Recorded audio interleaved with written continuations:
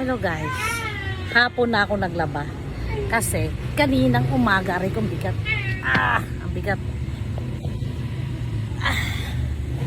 Kasi kaninang umaga sobrang init. Konti lang naman labahan ko, 2 salang lang. Kaya sabi ko sa hapon na ako maglaba.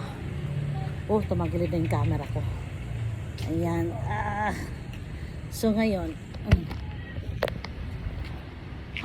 kukuha pala akong basket. May mga 2 PM pa na tayo. Teka lang guys, kukuha akong basket.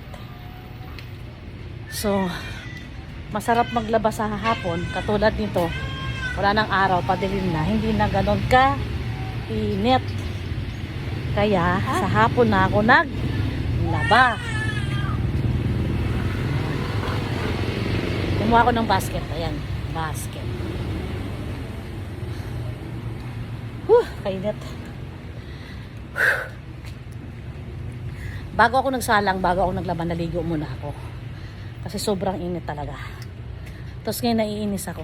Kasi hindi pa ako tapos magsampay. Diyos ko, tulong-tulo na yung pawis ko. Aray ko. So ngayon, bago ako magsampay, tatanggalin ko mga sinampay ko. Na mga tuyo. Nakahapon pa to eh. Hindi ko kinuha kanina dahil sobrang init. Diyos ko, grabe. Hilong-hilo ako sa init. Yan. Yan. Yan. Ito yung nilabahan ko kahapon. Tinapos ko. Kaya yung mga nilabahan ko ngayon, yun lang yung kaninang umaga hanggang ngayong gabi na hinubaran nila sa pagpaligo. So guys, see you mamaya. Magsasampay ako ng basa. Bye!